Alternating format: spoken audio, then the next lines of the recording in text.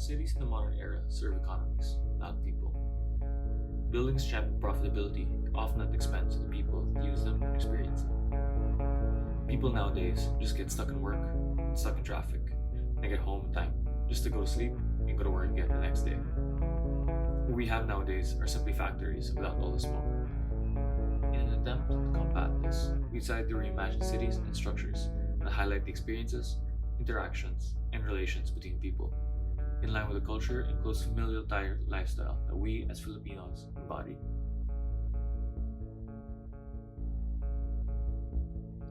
For this project, we decided to challenge the concrete jungle image that most cities come with.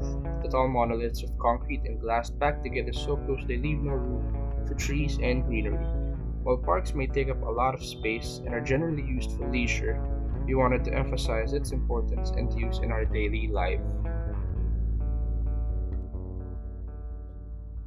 Though various composting methods exist, we settled on incorporating the bokashi composting method. Bokashi composting is a low maintenance method incorporating simply a bin and the organic waste accumulated. This shows how easy it is to practice composting as a habit and will help with constantly regrowing crops out of organic waste of the previous crop. By focusing on plants that create edible crops, we create ways for the plants to be essential to the structure and its users. The more the plants are maintained, the fresher the crop is, therefore incentivizing them to take care of the plants that will eventually be their food. We create a list of crops to map out per mouth what they can grow and ensure they have enough variety to create a multitude of dishes and cuisines. We chose these crops in specific for their broad usage, making them a staple in any kitchen. The nearby Pasig River is infested with water hyacinths. They are considered an invasive species all around the world. They grow rapidly and can cover entire bodies of water because they replicate so quickly.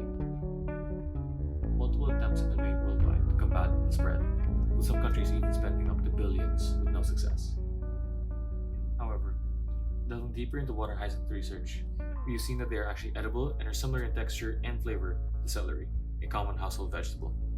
The French cuisine in specific has a flavor base called the mirepoix, a flavor-based concept in French dishes made of three ingredients: onions, carrots, and celery. By simply using water hyacinth as a substitute for celery in dishes to be made in the house, we create a way to regulate and use water hyacinth's growth and structure. While this does not combat the overinfestation worldwide, it shows what can be done about it with some proper maintenance and propagation. Deconstructing the idea of a family, we named three major stakeholders by age: children, adults, and the elderly. Each lives a very different lifestyle and even functions at different times throughout the day. This oftentimes causes one or more of them to be alone or lack interaction with the others. While the adults are at work and the kids are at school, the elderly can be left at home with no real accommodations to their social needs in any of the establishments that the kids and adults go to.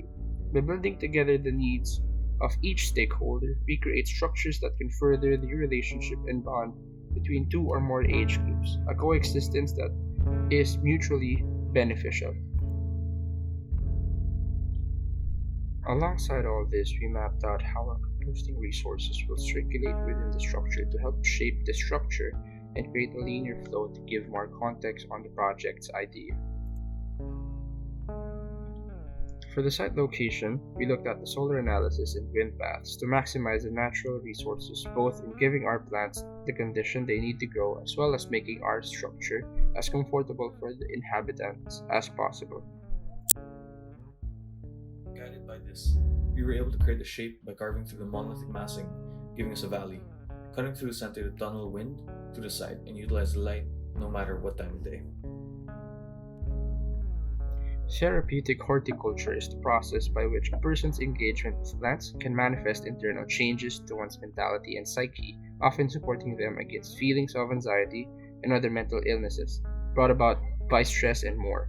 To make the idea come full circle, we looked into composting as a way for plant and waste management to be beneficial and even commercially viable when supporting edible crops, making our structures self-sufficient. By utilizing therapeutic horticulture, we were able to differentiate spaces based on the user's experience and interactions with plant life in the area.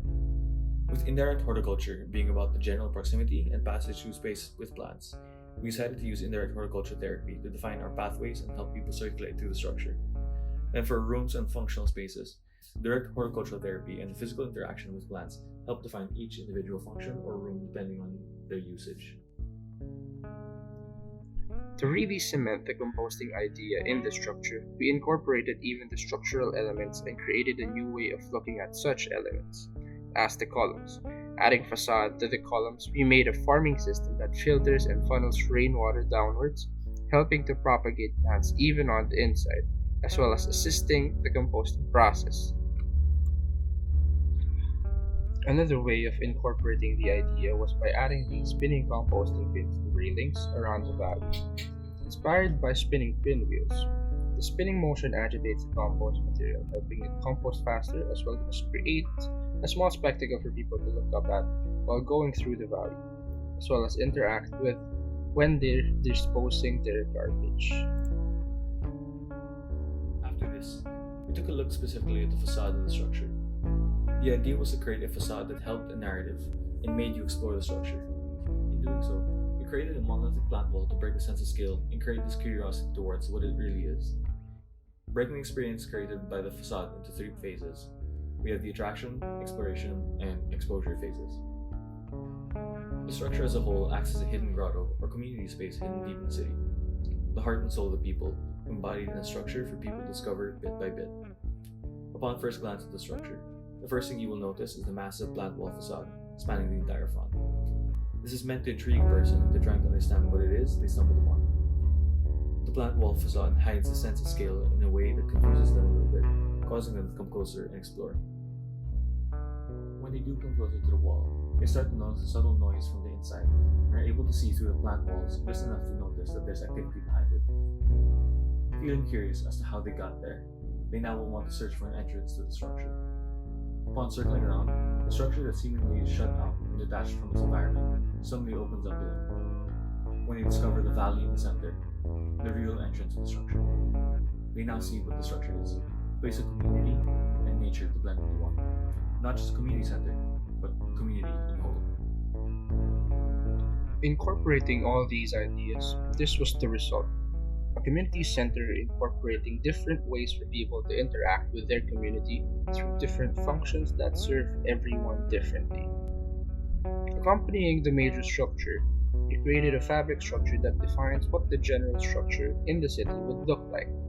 The typical idea that would define living in our multi-generational city. The typical mixed-use development in the city is meant to connect people together and create a specified park space in every building to creatively open up a densely populated and built-up urban area. This then allows for pedestrian-exclusive lobby-like spaces in every structure that connects them, as well as acts as the bridge between residential and commercial spaces. The idea was to keep the family together. While the adults work in commercial spaces, the kids and elderly can spend time together in parking spaces and to keep them in close proximity despite the difference in their daily activities. This improves the family dynamic and allows them to spend lunch breaks together and generally improve public spaces as well. In designing the facade, we went in a direction of contrasting the community center. By adding many different faces and visual elements to each floor, we break down the structure into different visual elements, humanizing the spaces and making it more comfortable for the residential typology. This also contrasts against the community center, allowing it to stand out more, adding to its wonder and spectacle and standing out in the area. Similar to the community center, we incorporated plant-covered columns and walls to add the composting aspect to residential living and daily life as well, to promote sustainable living and therapeutic horticulture in improving living conditions. In whole, this project was about improving how people live as a community. The Filipino culture has always put heavy emphasis on being close-knit and intimate.